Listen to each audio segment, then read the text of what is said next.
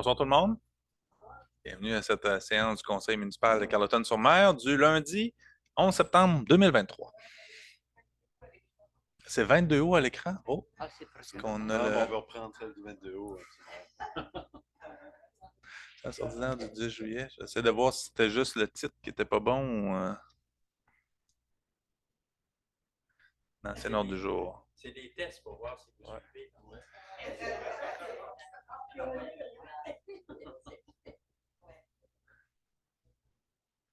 Pas une reprise. Ça en était une belle, ça, au mois d'août. On s'est dit qu'on allait.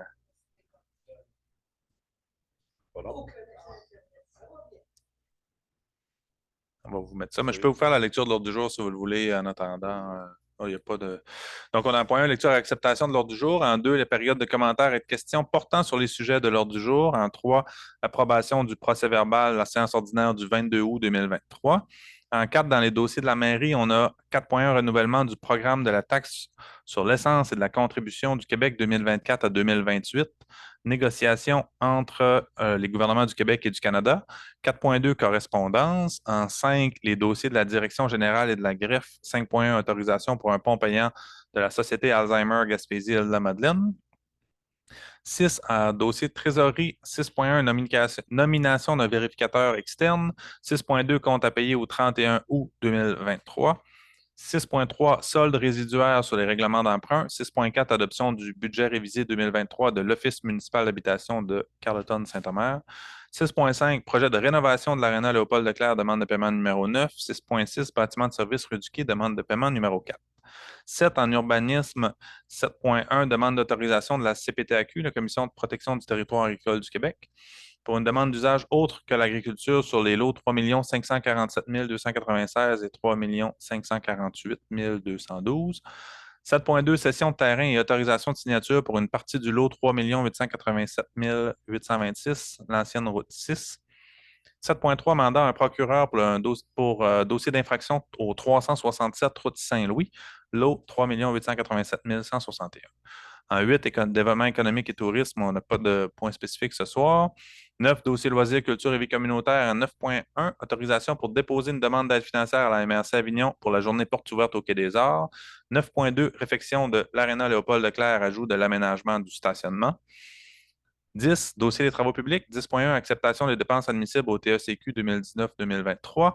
10.2, embauche un ouvrier opérateur 13 semaines. Dossier de la sécurité publique, on n'en a pas ce soir. Prochaine séance. Autre sujet, tour de table du conseil en 14, 15 périodes de commentaires et de questions et 16 levée de la séance. Est-ce qu'il y a quelqu'un qui me propose l'adoption de l'ordre du jour? Denise Leban fait la proposition. Merci. C'est juste la présentation. Ouais, okay. Ça va venir à cours de route. Mais... C'est bon, pas de problème. On va pouvoir. On sera au point 2 maintenant, période de commentaires et de questions portant sur les sujets à l'ordre du jour. Dans les sujets que j'ai nommés à l'ordre du jour, est-ce que vous avez des questions spécifiques sur ces éléments-là? Sinon, il y a toujours une période de questions ouverte pour tout autre sujet à la fin. Ça vous va? On part avec ça, puis on se reparle à la fin. Approbation du procès-verbal en 3, la séance ordinaire du 22 août 2023. Vous l'avez tous reçu, membre du conseil. Si c'est conforme, j'aurai besoin d'une proposeur pour l'adopter. Régis en fait la proposition. Régis Leblanc, merci.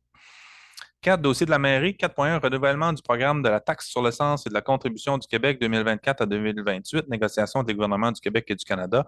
C'est une résolution d'appui qu'on adopterait ce soir. En fait, l'ensemble des municipalités du Québec ont été invitées à le faire.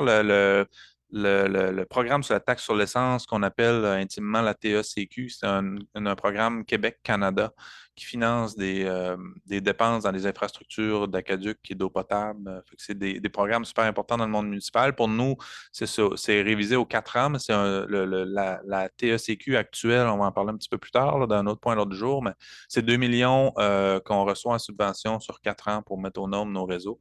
Donc, c'est un programme important et ce qu'on demande au gouvernement du Québec et du Canada à travers cette résolution-là, c'est de bonifier les enveloppes, de s'assurer qu'ils augmentent aussi de 3,5 par année pour la prochaine entente qui est de 2024 à 2028, qui est en négociation à l'heure actuelle. Alors, c'est simplement une résolution où on enverrait tant au palier fédéral que provincial pour leur demander de renouveler puis de bonifier ce programme-là et de diminuer aussi les exigences. Il y a quelques petits détails là, plus techniques là, dans les montants alloués, mais de façon générale, c'est ce qu'on veut, c'est poursuivre avec une nouvelle TACQ, la bonifier, puis avec plus d'allègement pour simplifier les redditions de comptes des municipalités. Avez-vous une intervention, le micro? Non, c'est bon. Est-ce que j'ai quelqu'un qui me propose cette résolution? Alain Turcotte en fait la proposition. Merci. 4.2, correspondance. On a reçu 3 lettres officielles adressées au conseil, à l'équipe au cours du dernier mois. 2 lettres différentes du ministère des Affaires municipales, mais pour confirmer un financement dans un programme d'aide à la voirie locale, le PAVL. Une première qui confirmait un montant de 41 600. C'est une subvention qu'on reçoit, qu'on peut utiliser pour euh, mettre à niveau, réparer la route Saint-Louis. On reçoit ce financement-là puisqu'il y a un certain nombre de camions qui passent sur la route. Ça varie d'une année à l'autre. Là. Historiquement, ça fait depuis peut-être 4 ou 5 ans qu'on reçoit du PAVL pour la route Saint-Louis parce qu'il y a plus de transport de camions de bois. Ce qui fait que le ministère des Transports juge que, étant donné la quantité de camions qui circulent, ben, il nous octroie un financement pour mettre à niveau cette route-là. Donc, 41 600 qu'on va utiliser pour entretenir la route Saint-Louis, la partie en gravier. Et même principe aussi, une autre confirmation de PAVL pour 2900 là, pour un autre tronçon. C'est-tu Beaulieu, le 2900? Je ne sais pas, il est associé à quel... Ben, c'est un petit montant pour faire l'entretien des routes secondaires. C'est des anciennes routes qui appartenaient au gouvernement du Québec, qui ont été cédées aux municipalités là, dans les années 70, si je ne m'abuse, avec la réforme Ryan nous a donné une petite subvention.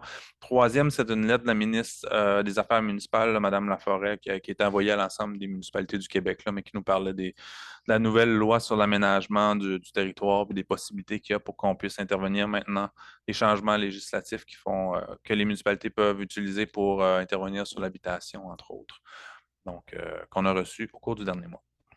Voilà pour les correspondances. On pourrait passer au point 5, dossier de la Direction générale et de la greffe, autorisation pour un pont payant. Ça, c'était Alzheimer, Gaspésie-Île-de-la-Madeleine. C'est une demande qu'on a reçue de l'organisme. Pour faire un pont payant, ça prend une autorisation de la ville. Ça peut être fait sur une route municipale. Et ce qu'il aimerait, c'est faire ce pont payant-là le 21 septembre prochain, de 10h à 15h sur la rue du Quai. Si vous êtes d'accord, on pourrait procéder à l'autorisation. C'est proposé par Mme Denise Leblanc. Merci. Donc, soyez-y, si vous allez sur la route du Quai à ce moment-là, n'oubliez pas d'avoir de la monnaie dans vos poches. 21 septembre de... C'est ça? De cette année.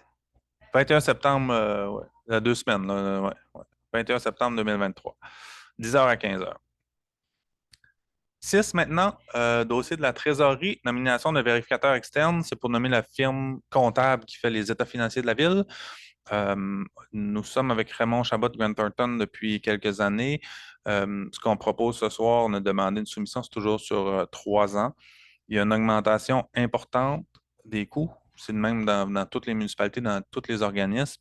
2023, pour les états financiers 2022, en fait, qui vont être déposés en 2023, qui ont été déposés en 2023, c'était 19 000. Maintenant, on tombe à 25 000 pour les états financiers 2023.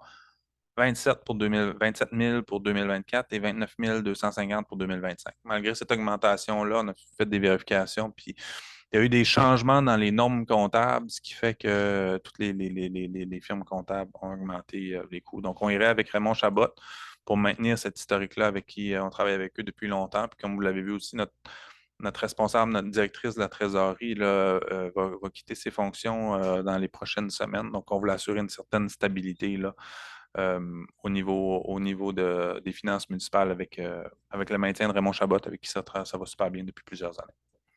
Alors voilà, est-ce que ça vous convient? Quelqu'un? Régis Leblanc a fait la proposition, merci. 6.2, compte à payer au 31 août 2023. Au cours du mois de juillet, il y en avait pour un montant total de 553 801. 207 000 de déboursés factures payées, c'est des montants, c'est des Hydro-Québec, les salaires, etc. Une dépense régulière et 346 000 de facturation qu'on a reçues. Donc, l'ensemble des membres du conseil l'ont reçu, l'ont vérifié, c'est conforme. On pourrait procéder à l'adoption proposée par Alain Turcotte. Merci. 6.3 maintenant, c'est solde résiduaire sur des règlements d'emprunt. Quand on veut aller en règlement d'emprunt, on doit demander une autorisation au ministère des Affaires municipales pour emprunter. On demande une autorisation pour un montant X et dans certains cas, pour ces 2 règlements d'emprunt-là, ce soir, On a emprunté moins que ce pourquoi on avait demandé. Le premier exemple, c'est le règlement d'emprunt 2019-326. C'est une dépense qu'on avait estimée à 467 334. C'est pour les réfections de la route Beaulieu. Il y avait eu un coup d'eau, la rue avait brisé, il a fallu intervenir d'urgence pour refaire la rue. Et c'était des travaux estimés à 467 000.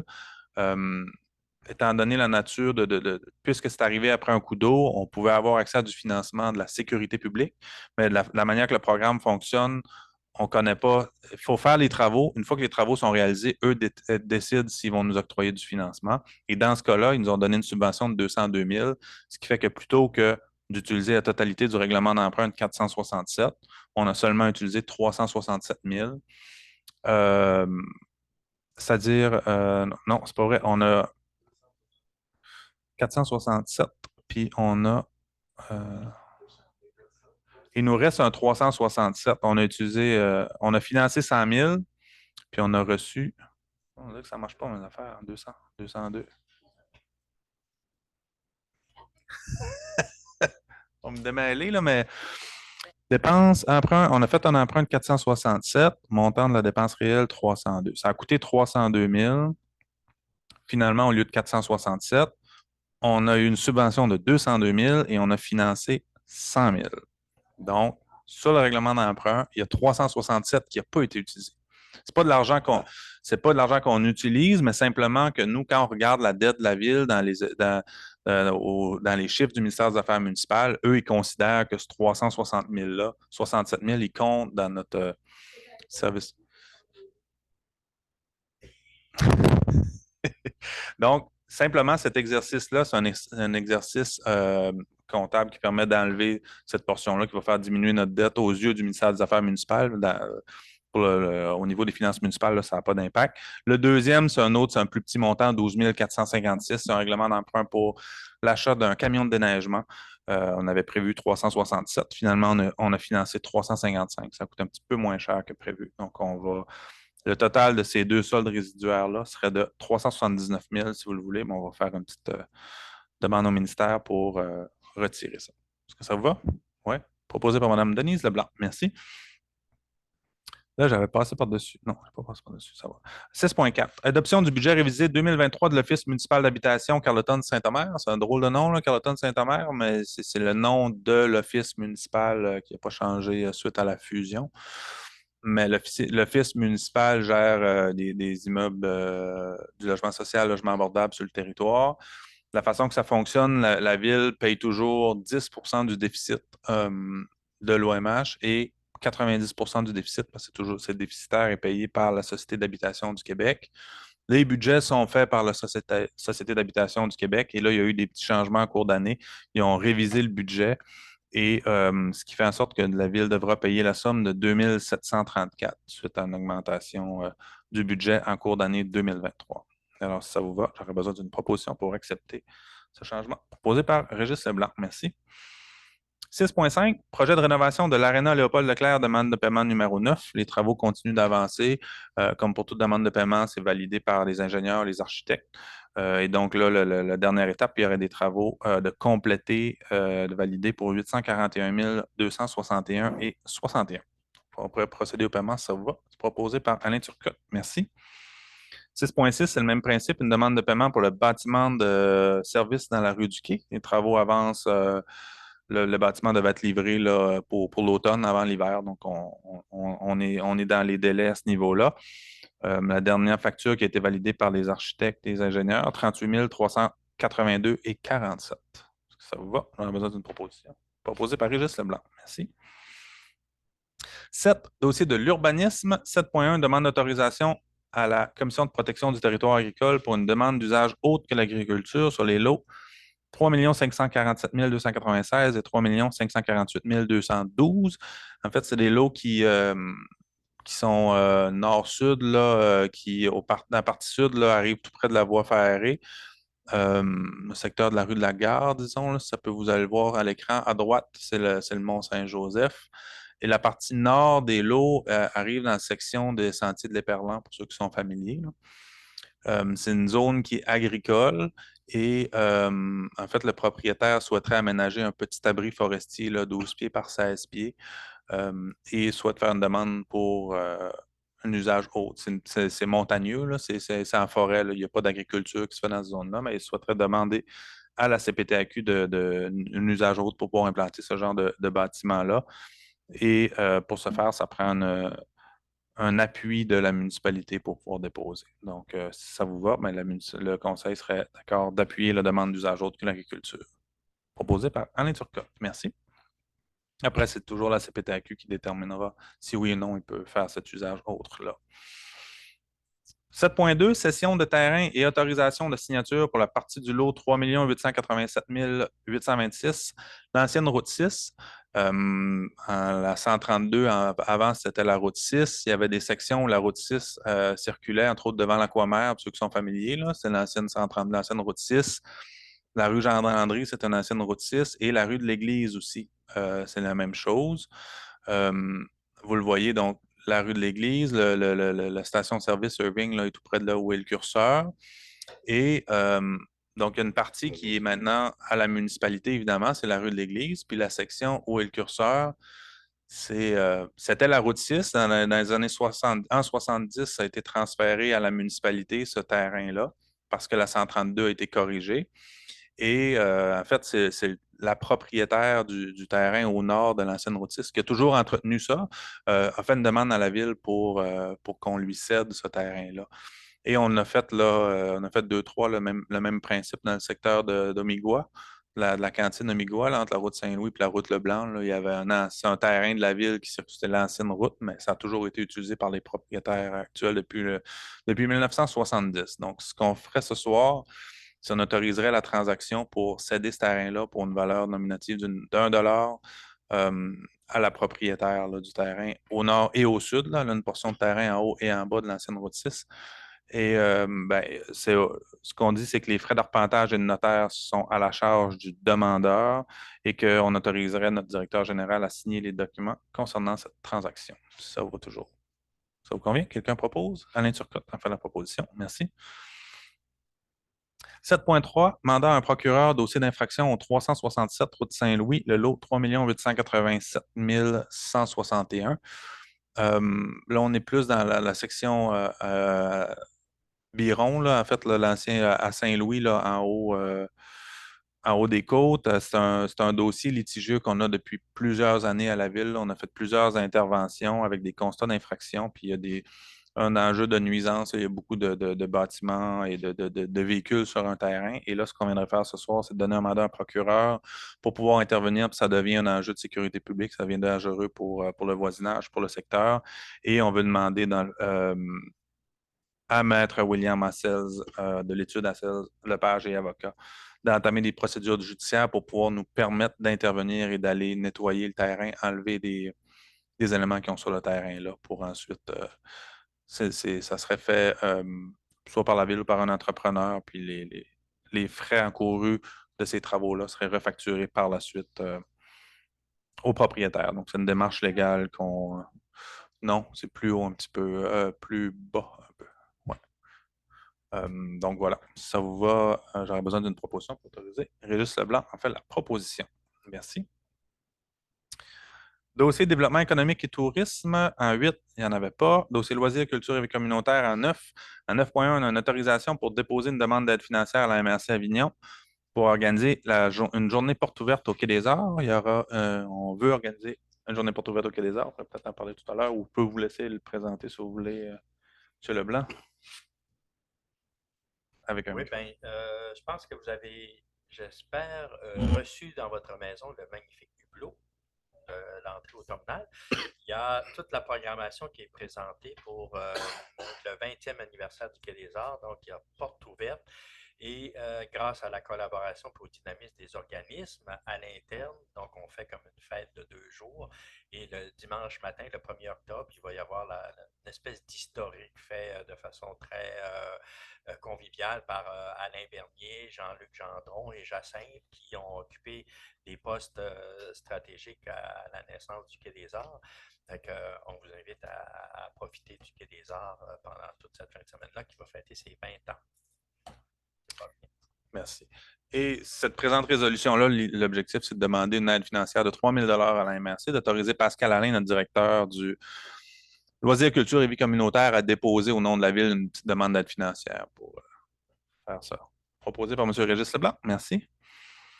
9.2 maintenant, réfection de l'Arena Léopold Leclerc, ajout de l'aménagement du stationnement. J'en avais parlé. On serait rendu à l'étape de procéder à donner cette directive-là de chantier. En fait, lors du début des travaux de l'Arena, l'entrepreneur s'est rendu compte que le stationnement, l'asphalte, s'appuyait directement sur le bâtiment, sur la tôle. Je ne veux pas être trop technique, là, mais l'asphalte est plus haute que les fondations du bâtiment. Ce qui fait que si l'eau coule, l'eau coulait sur le revêtement extérieur, pouvait descendre dans les fondations. Et là, l'entrepreneur nous a dit, bien, il y a deux options. Soit qu'on relève les fondations plus haut que le niveau de l'asphalte, ça veut dire couper tout le mur extérieur, refaire des fondations en béton plus hautes.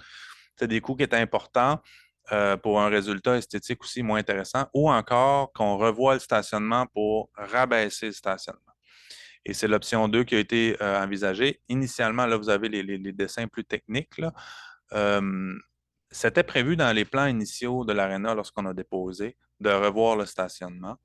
On l'a enlevé finalement vu que les coûts avaient augmenté, mais là, devant cet état de fait-là, on se devait d'intervenir. Et là, ce qu'on propose, c'est de rabaisser le stationnement, de revoir le drainage avec un drain au centre. L'eau s'écoulerait vers le centre du stationnement. Et ce qu'on fait en même temps, c'est qu'on ajoute des bordures sur la rue Comeau. Présentement, c'est un grand espace. Les autos entrent, peu importe où, sur la façade de l'Arena. Avec les bordures, on contrôlerait une entrée et une sortie. Ça va sécuriser les choses. Aussi, à l'intersection, vous le voyez, un petit air-plein à l'intersection sur la partie en haut, de Como et de la rue du Centre civique. Là, c'est une intersection qui est plus problématique. Il y a beaucoup de gens qui circulent, fait qu'on va sécuriser le secteur en même temps, corriger l'enjeu de drainage. Donc, ça fait partie des surprises de chantier. Là. On s'attendait à des surprises. Celle-là, c'est vraiment la grosse surprise majeure. En fait, c'est une réfection complète du stationnement qui coûte 287 582 et 33 très exactement. La bonne nouvelle, si on peut le voir comme ça, c'est on va améliorer. Là, on va avoir un stationnement qui va être pavé, qui va être refait.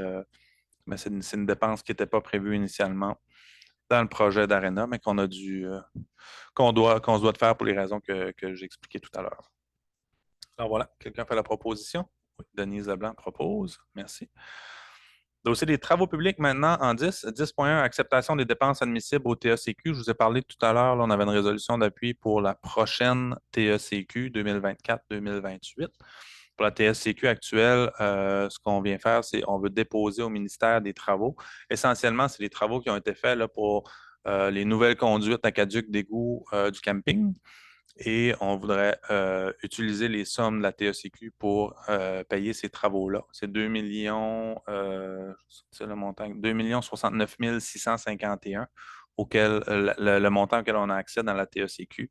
Et on utiliserait ces sommes-là pour ces subventions-là pour diminuer le coût d'emprunt des travaux pour l'aqueduc et les égouts du camping.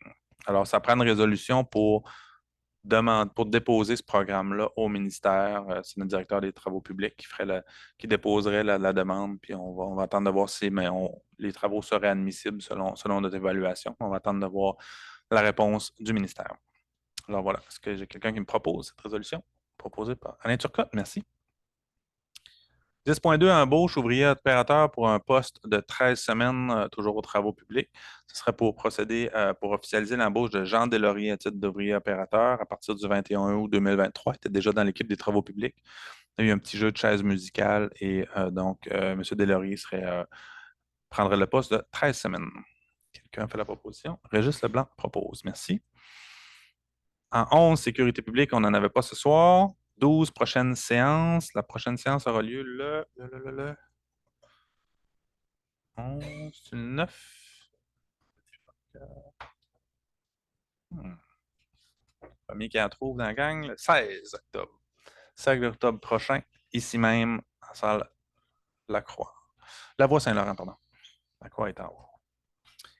Autre sujet, il n'y avait pas d'autres sujets ce soir avant de passer la parole pour vous dans la salle ou pour les gens en ligne. Déjà, d'ailleurs, si les gens en ligne, vous avez des questions, j'invite déjà à les écrire. Pour faire un petit tour de table, à commencer par Mme Leblanc, si vous avez des Merci, choses. Monsieur le maire. Est-ce que vous m'entendez bien au micro? OK, parfait. Pas trop? Ah, là, je ne sais pas. Parlez plus fort. D'habitude, je parle quand même assez fort d'habitude. Donc, désolé. Bon, mais merci à vous d'être là. Et en plus, c'est la semaine des municipalités. On dit ça comme ça? Semaine des municipalités. Et normalement, dans cette semaine-là, ben, c'est pour promouvoir la démocratie et tout ça. Fait que c'est très plaisant de vous voir là. Ça veut donc dire que vous avez un certain goût d'être là avec nous. Fait que c'est toujours très agréable de vous accueillir ici. Puis en même temps, samedi soir, j'ai eu l'occasion d'aller au premier gala inclusion pour les personnes handicapées.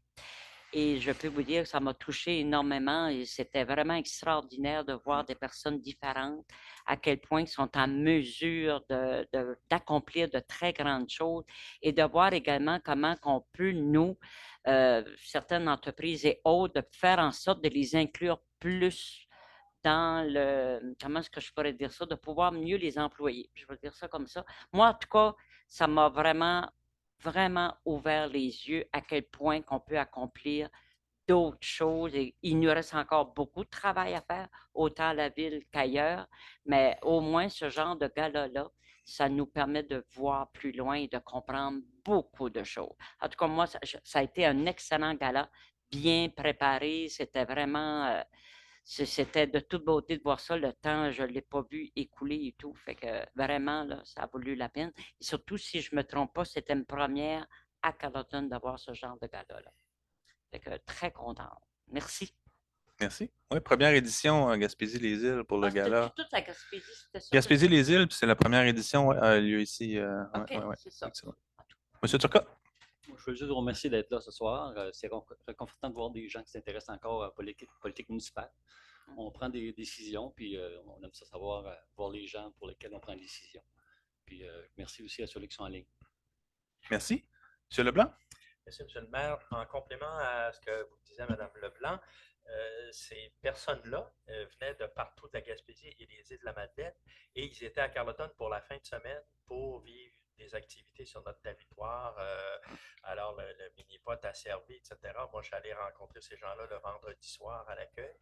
Ils attendaient toujours la délégation des Madelinots. Fait qu'ils ont passé une belle fin de semaine chez nous. C'était tout près d'une centaine de personnes qui venaient de tout autour, Grande-Vallée. Fait que c'était les groupes avec des professionnels, des accompagnateurs. Fait que je veux comme souligner l'engagement du personnel de la ville qui a eu à préparer des rampes, à mettre beaucoup de choses aux normes. Fait qu'on est très content. Là. Pascal, vendredi à 5 heures, ça commençait et la dernière passerelle était prête. Elle va servir ensuite d'accès au micro-musée qui n'était pas conforme cet été pour accueillir les fauteuils roulants, mais tout ça, ça va être prêt. J'ai parlé du hublot qui est aussi beau que le devoir qui a avec sa rentrée culturelle. Fait que j'ai trouvé ça beau de voir le hublot. Fait que allez y voir toutes les activités qui sont programmées. Puis vous pouvez commencer à suivre là, sur Facebook, Instagram, etc., le dynamisme du festival La Virée qui est présent partout avec une belle programmation assez extraordinaire. Fait que si jamais vous avez le goût ou que vous connaissez des personnes qui voudraient faire du bénévolat, ben, appelez au bureau de Maximum 90. On est à compléter la grille des bénévoles pour cette merveilleuse fin de semaine. Voilà, merci. Très complet. Merci. De mon côté, peut-être vous dire qu'on est toujours sur le dossier de l'habitation, évidemment. On entend parler beaucoup, mais ça mobilise beaucoup de mon temps, cet enjeu-là, au niveau régional, au niveau de la MRC et de la ville, évidemment. On travaille de tous les fronts. On avait déposé à la dernière séance publique une demande d'aide financière d'1,9 million là, dans un programme fédéral. Donc, je vous dirais qu'on est très actif à ce niveau-là pour aller chercher des subventions, puis pour réfléchir à comment adapter notre réglementation, pour trouver des solutions pour ultimement ajouter des portes sur le territoire. On a fait des beaux gains là, avec les 5 logements qui sont en construction, mais on continue à travailler très fort sur l'enjeu. On a un projet de résidence étudiante qui est en cours. On a aussi un projet de logement sur la rue Como. Donc, logement abordable, 12 logements abordables sur lesquels on travaille très fort. Fait c'est vraiment, ça nous mobilise beaucoup, en fait, l'ensemble de l'équipe. On travaille aussi à finaliser la planification stratégique quand on va déposer la nouvelle planification stratégique. Et je voulais vous dire aussi que le budget participatif, le volet, on a un budget avec une saveur, une couleur jeunesse cette année. Là, les projets, il va y avoir 4 projets qui vont être soumis au vote bientôt. On vous annonce ça, c'est dans le hublot, mais donc vous pouvez suivre ça dès septembre. Là, ça va être la période de vote. On va vous inviter à aller voter pour votre projet coup de cœur. Pour ultimement, l'idée, c'est de faire des projets par et pour les citoyens. Donc, on a des beaux projets qui ont été soumis par les jeunes du territoire. Puis, on va vous inviter à aller voter pour celui qui vous intéresse le plus. Alors voilà, la parole serait à vous dans la salle si vous avez des questions ou commentaires. Madame Négari. La présentation des projets participatifs, j'ai voulu aller voir ça, c'était pas ici, c'était pas au cégep. Où est-ce que ça a eu lieu? Ça n'a pas eu lieu encore. Mais en fait, cette semaine. on a changé la formule. Là. On devait faire une formule comme la première édition au Quai des Arts avec les porteurs de projets. Mais on a des porteurs de projets qui sont à l'extérieur présentement, donc ça fonctionnait un peu moins. Ce qu'on a décidé de faire, c'est un lancement en ligne, comme on a fait durant la pandémie. Là. Donc, les projets vont être, vous allez recevoir ça. Dans le blog, vous allez pouvoir voir les 4 projets, puis ils vont être disponibles sur le site web de la ville aussi. On a changé la formule pour ces raisons-là. Là, maintenant, j'ai une question, une sorte de question. La première question, ça me dérange. Sur le 202 000, vous avez déposé 100 000. Mais le 102 000 qui reste, comment l'avez-vous employé? Je ne suis pas sûr de... Pour le financement de la dette qui a été, demandée pour restaurer la route Saint-Louis. Beaulieu, oui. Oui. Ben, en fait, là, ce montant-là, c'est le montant que, dans le fond, la ville a exécuté les travaux qui totalisaient, là, je vais dire 450 000 là. C'est un chiffre qui... Et dans le fond, le 102 000, c'est le montant que la ville a assumé pour le coût des travaux. Puis le reste, on a eu la subvention. Donc, la subvention était de 200 quelque chose? Non, la subvention était plus que ça. Il faudrait que je ressorte les... Mais, tu sais, le montant qu'on a utilisé du règlement, c'est vraiment la portion que la ville a dû assumer pour le coût de la réfection de la route Beaulieu. Non, mais en fait, là, M. le maire l'a quand même bien expliqué, là, c'est un projet de 450 000. Quand on a initié le projet, c'est des travaux qu'on devait faire en urgence parce que, je veux dire, la saison hivernale s'en venait, puis on voulait faire les travaux avant la saison hivernale. Donc, on a mandaté un entrepreneur pour faire les travaux. Et le coût de projet était de 450 000 qu'on a assumé. Ceci étant dit, le ministère de la Sécurité publique, en cours de route, a dit, ben, finalement, on vous confirme un montant qui avoisinait 350 000 Donc, ce montant-là qu'on a emprunté, on n'avait plus besoin de l'emprunter puisqu'on a eu une subvention. Alors, le montant de 102 000, si on veut, c'est le montant que la Ville, dans le fond, assume pour la réalisation des travaux. Et donc, ce qu'on a fait ce soir, c'est de dire au MAMACH, finalement, cette autorisation-là d'emprunt de 350 000, on n'en a plus de besoin puisqu'on a une subvention pour réaliser les travaux. L'autre commentaire, remarque, je ne sais pas trop par où commencer.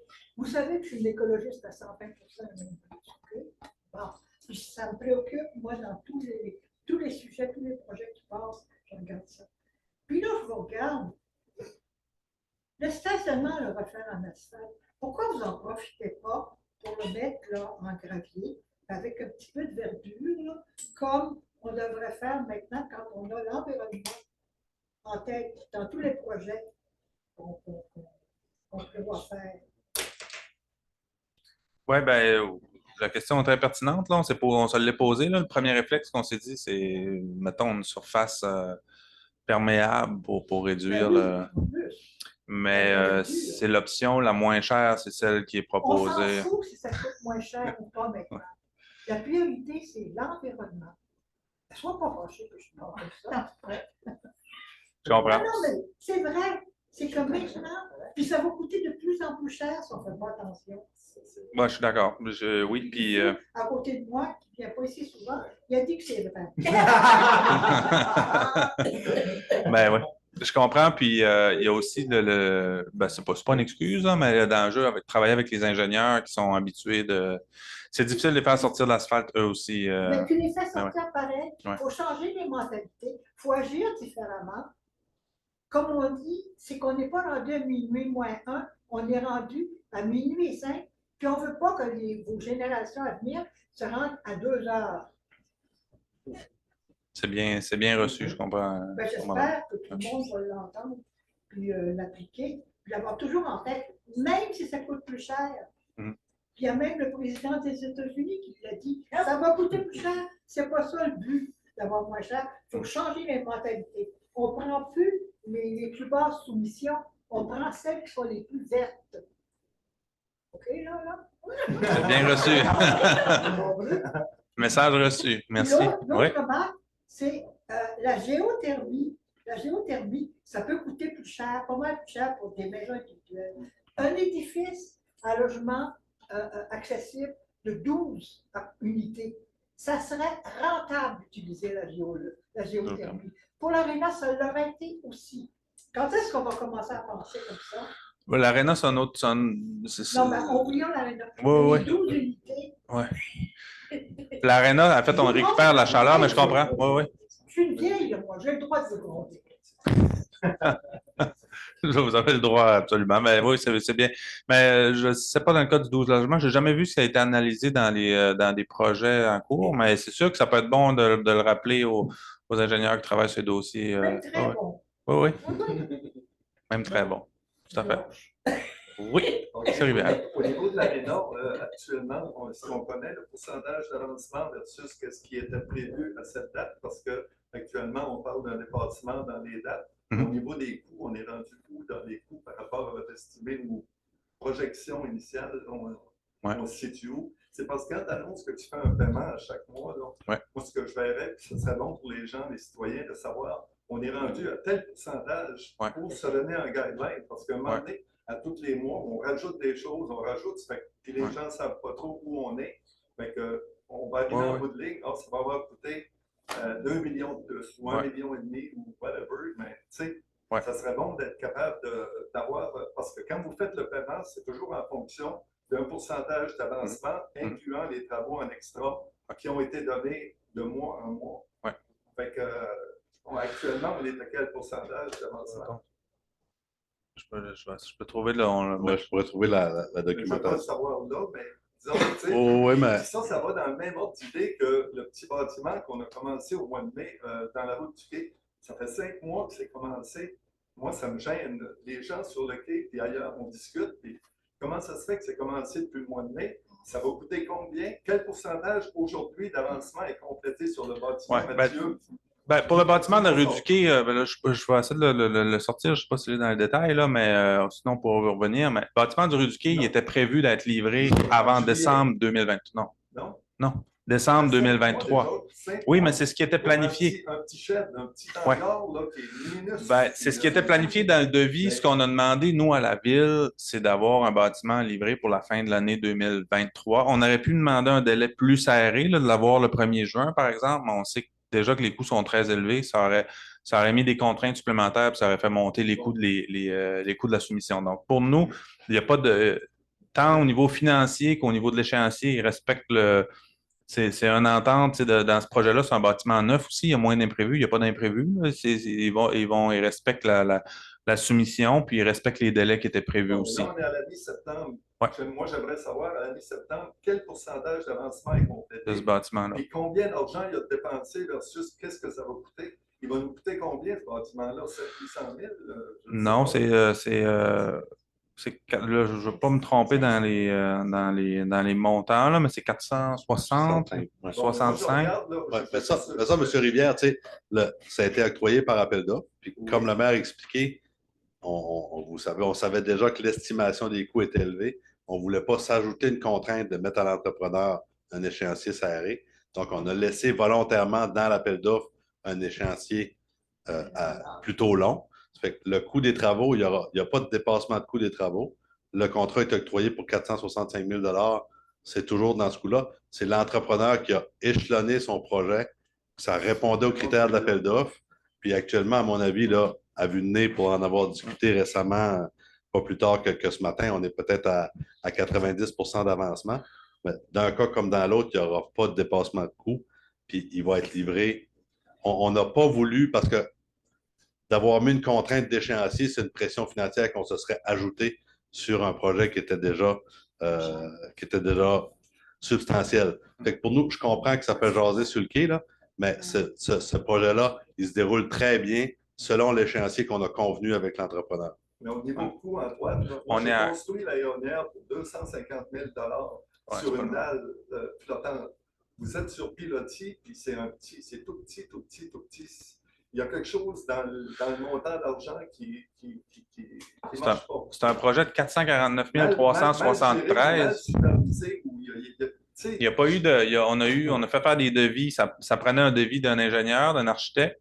On a fait faire des plans de devis, puis on est allé en soumission. Puis le plus bas soumissionnaire, c'était 449 000. Les autres étaient plus hauts.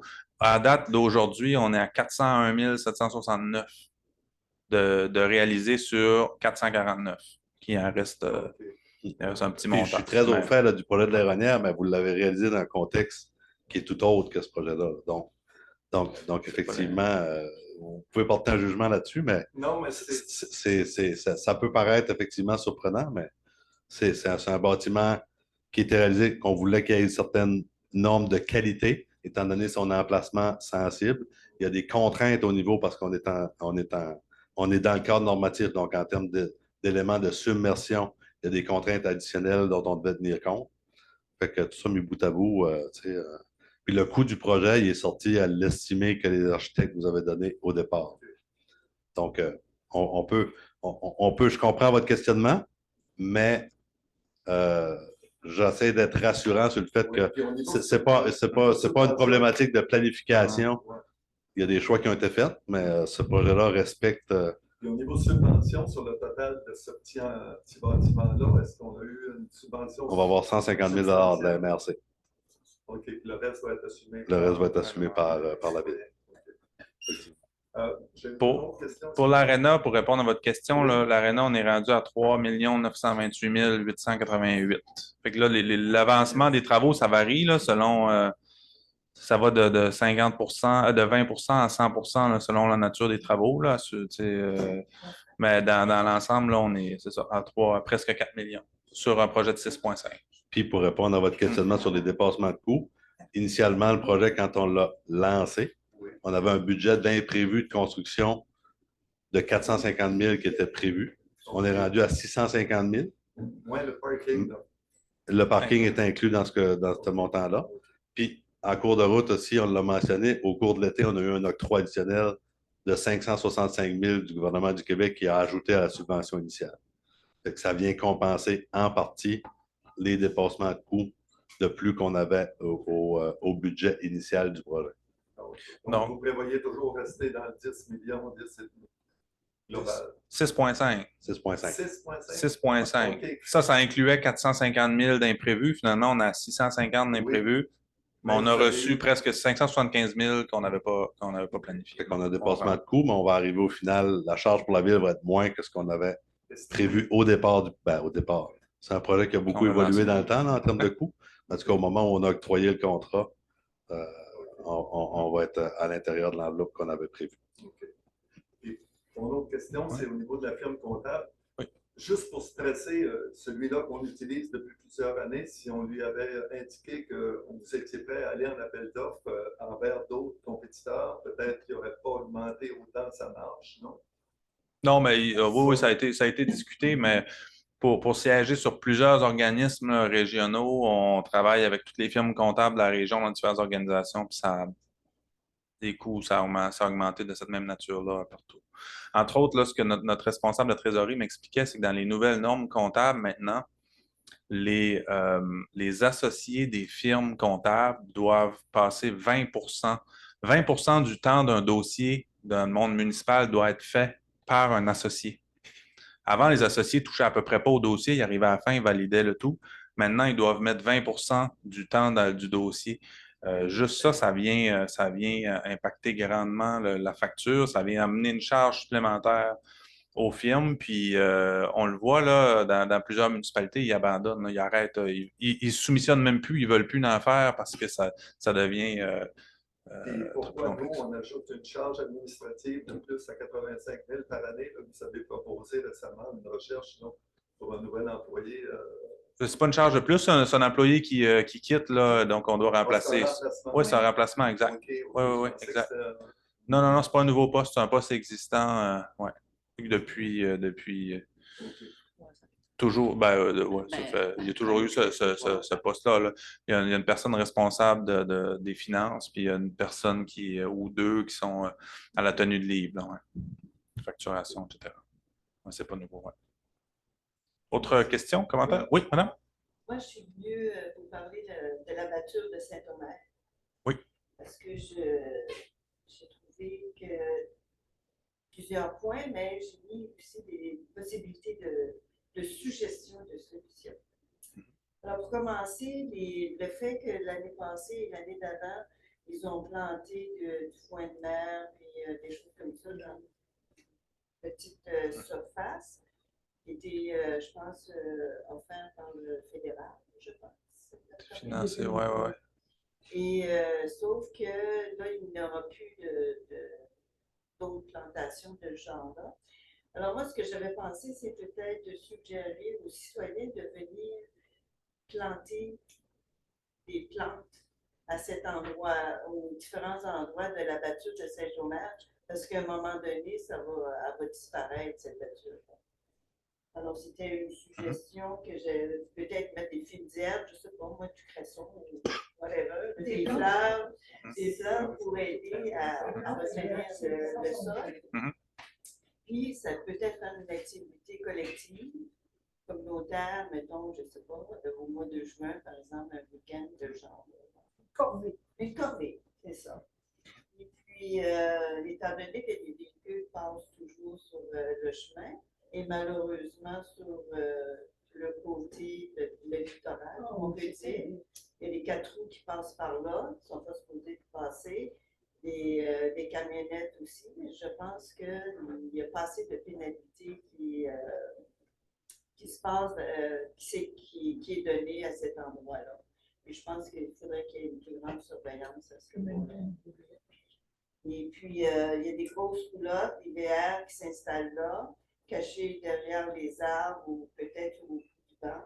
Et ça, il y en a régulièrement qui passent la nuit là, mais ils n'ont pas de pénalité. Alors, peut-être voir, je ne sais pas, une caméra avec système solaire, panneau solaire, qui puisse prendre des photos quand les gens s'installent là ou qui s'en vont. Qui puisse prendre le numéro de licence, par exemple. Qui reçoivent une pénalité, une contravention. Parce que souvent, on sait que des personnes couchent là parce qu'on laisse quelques cartes de visite désagréables sur le terrain, sur la batture. Donc, je ne sais pas. Autre, ce que j'avais pensé aussi, les panneaux d'interdiction, ils sont placés au mauvais endroit. Parce que quand les gens, je ne sais pas comment ils arrivent à savoir qu'il y a une batture là, parce qu'il y a même, c'est même pas écrit route de la mer, ou c'est même pas ce nom-là. À ce moment-là, ils arrivent là, mais les panneaux sont en bas, mais ils sont déjà rentrés sur la batture pour se rendre compte que les panneaux, il y a interdiction. Mais ils restent là. Ils restent là pareil, puis là, ben, ils tournent, puis à un moment donné, au bout de quelques heures. Fait que ça aussi, je pense que les panneaux devraient changer de place de manière à ce qu'ils ne rentrent pas dans cette rue-là. Le nombre de. Et en bas, puis en haut non plus, parce qu'il n'y a pas d'endroit pour tourner pour les gros véhicules. C'est bon, je vais peut-être laisser M. Leblanc, là, qui est responsable du dossier, qui travaille avec le comité de mise en valeur du banc de Saint-Omer, si vous voulez. Ben, est-ce que vous avez d'autres choses sur votre liste? Oui. Le fameux chemin à côté des arbres qui sont tombés, mais là, c'est pas mal en pente, puis je pense qu'il faudrait faire peut-être un chemin plus sécuritaire à cet endroit-là. Et puis l'autre suggestion, c'est que, comme moi, je suis une fille de Montréal, là, fait que si, mettons, je décidais d'aller à la plage dorée, je stationnais au parking puis j'amenais mon stock à la plage.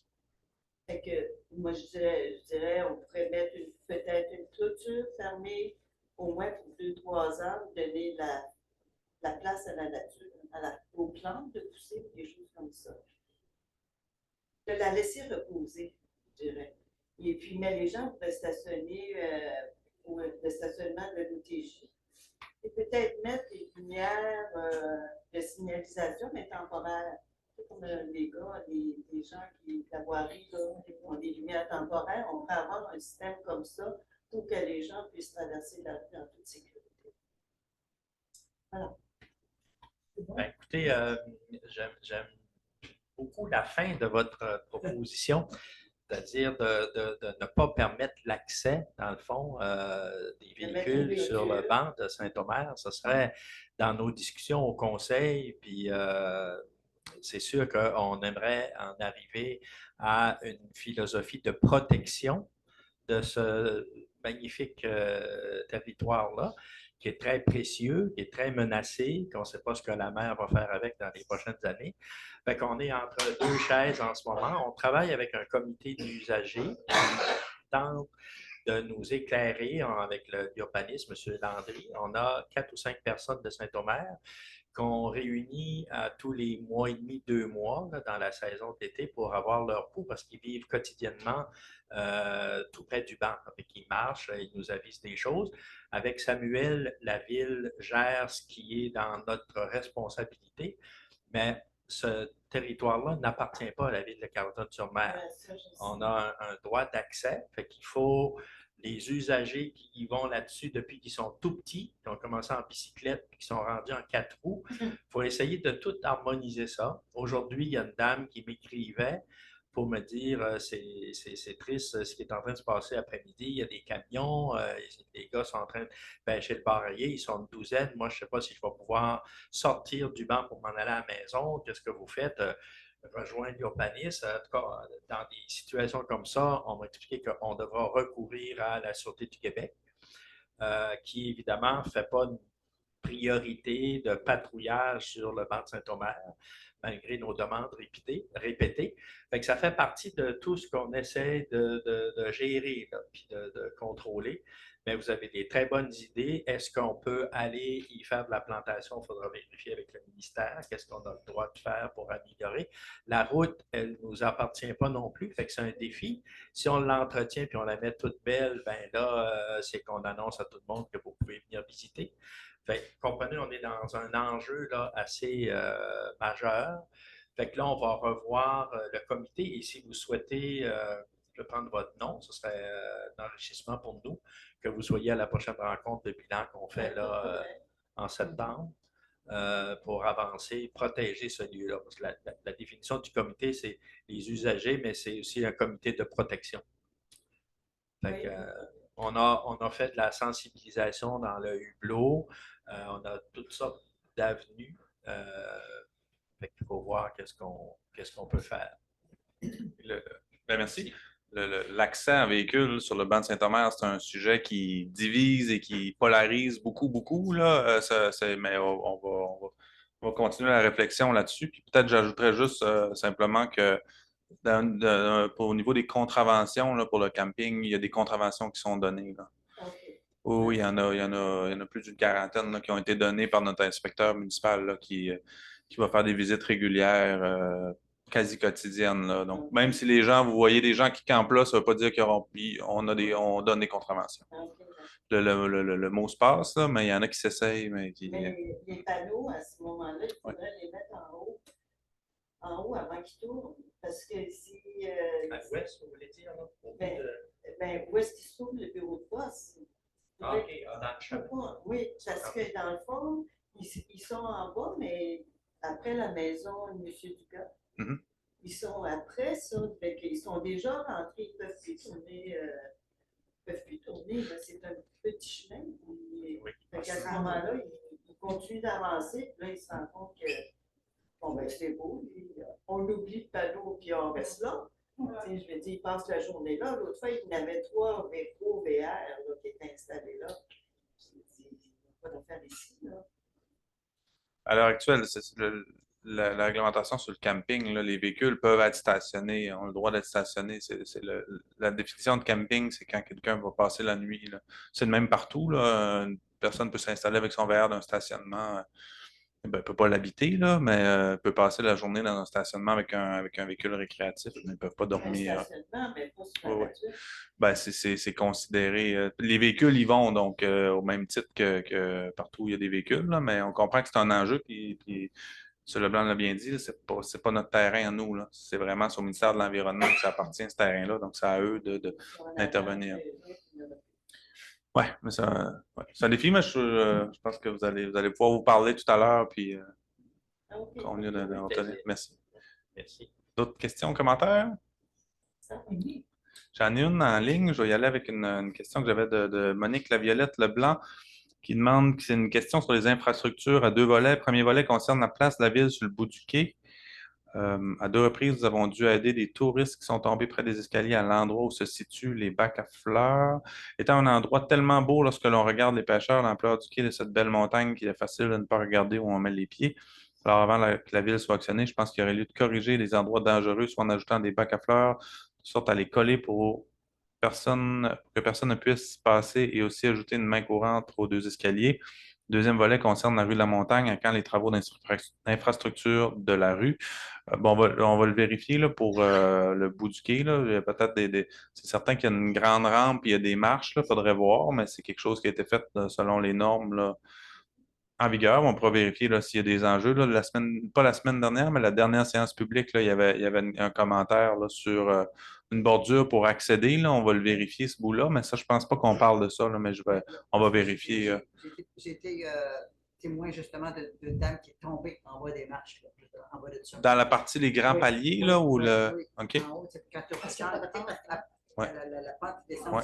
c'est une rampe dans le fond, là, Ouais. mais sauf que c'est haut. Fait que là, il n'y a Ouais. pas de rampe là-dessus, rien du tout. Non. Fait qu'elle est tombée complètement en bas. OK. Oui. Il y avait une infirmière sur place. OK. OK. On va le vérifier. Puis le deuxième volet concernant la rue de la Montagne, dans la question, en faire les travaux, ben en fait, les travaux, on a un projet pour refaire la partie sud de la rue de la Montagne, mais on est plus de l'horizon 2024-2025 pour ces travaux-là. On va attendre de voir la suite. Là. Madame Negari, s'il vous plaît. On va vous continuer. Je vous invite à avoir vos conversations à la fin si ça vous dérange pas. J'ai une autre question de M. Rémy-Siam. Oui, j'étais sceptique à croire que les personnes à mobilité réduite puissent jouer au mini-golf. J'imagine que vous avez publié les photos de la partie qui était prévue samedi. Cette activité s'est évidemment tenue. Là, je ne sais pas, je n'ai pas le détail des activités qui ont eu lieu durant la fin de semaine. Là. Il y a eu différentes activités pour les personnes à mobilité réduite, là, de fait. Mais pour le mini-golf, il y avait une partie prévue, mais je sais qu'il y a eu de la pluie beaucoup en fin de semaine. Là. Ça a comme complètement changé la programmation. Là, étant donné la météo, ils ont dû revoir là, à peu près là, toutes les activités extérieures. Donc, pour celle-là, je ne sais pas. Je n'ai pas l'information, mais on pourra le valider. Et toujours M. Essiam, pour le bâtiment du quai, je ne comprends pas pourquoi la moitié pour les personnes à mobilité réduite n'a pas été réfléchie pour donner accès à la terrasse sans passer par l'intérieur. Pas vraiment de réussite. Ben, c'est un bâtiment qui est accessible là, pour les personnes à mobilité réduite. Là, pour le bout-là, pas certain de saisir, là, mais on pourra le vérifier. C'est comme si l'accès se faisait d'un côté, mais ouais. Il faut passer dans le bâtiment, ouais. OK. Ben là, on ne l'avait pas regardé dans ce sens-là. On voulait s'assurer que le bâtiment est accessible. Là. L'ensemble, la totalité du bâtiment l'est. On aurait peut-être pu ajouter une deuxième rampe d'une de chaque côté, mais c'est pas. On pourra le regarder, mais c'est pas ce qui avait été. C'est pas ce qui avait été proposé. Je ne l'avais pas vu comme ça, là, mais du moins, en tout cas, nous, l'objectif, c'est de rendre le bâtiment accessible. Toutes les personnes à mobilité réduite peuvent aller partout. Sa totalité, ça implique de traverser, mais ce n'est pas des salles de bain régulières, c'est des toilettes qui sont. C'est un bâtiment qui est non genré, donc avec la partie, c'est ouvert. Là. En fait, l'intérieur du bâtiment est tout ouvert, donc c'est peut-être différent des toilettes régulières qu'on est habitué de voir, là, mais vous pourrez le constater. C'est quelque chose de très ouvert. Donc, voilà. D'autres commentaires pour les gens? Oui, Mme Degas. Ben, en fait, je dis ouvert, c'est que c'est des bâtiments qui sont non genrés. Il y a 3 cabines. À l'intérieur, il y a 3 toilettes avec un espace pour des éviers, des lavabos. Donc, C'est ça, plutôt que... Ça ne concerne Pas de pas mixte. la municipalité, mais ça concerne les citoyens de Carleton. Dimanche après-midi, il y a un concert à l'église, organisé pour payer le toit, finir de payer le toit de l'église. L'église débordait. C'était un concert organisé, entre autres, par Kevin Parent. Il a invité là, plusieurs artistes, même le chœur Gospel Mathéo, tout ça. C'était un moment mémorable. Puis l'église débordait de monde. C'était vraiment, c'est une réussite. Puis si vous voulez ajouter quelque chose à l'agenda de Kevin Parent pour le féliciter pour une raison ou d'autre, vous pourrez référer à celui-ci. Merveilleux. J'ai découvert une intelligence, ce gars-là. On traite toujours comme un niaiseux à Radio-Canada. Mais d'une finesse. En tout cas, les activités, tous les participants, Johnny Arsenault, puis Joe Jones, je ne sais pas trop quoi, puis le père de Kevin, Norman Parent, qui a une voix, mais ça va d'aller. En tout cas, On a du talent, oui. Ben, c'est bon, mais je pourrais pas passer le message aux organisateurs pour leur dire que ça a été apprécié, mais je suis content d'entendre. Ouais. Remercier. Ouais. C'est Garinette Landry là-dedans, je pense qu'il y en avait très, très fort. Tout organisé ça. Super. On va passer le mot. Merci. D'autres questions, commentaires? On pourrait lever la séance. Qu'est-ce que quelqu'un me propose de lever la séance? Denise Leblanc propose. Merci beaucoup. Bonne fin de soirée. Puis on se voit le 16 octobre si vous voulez bien.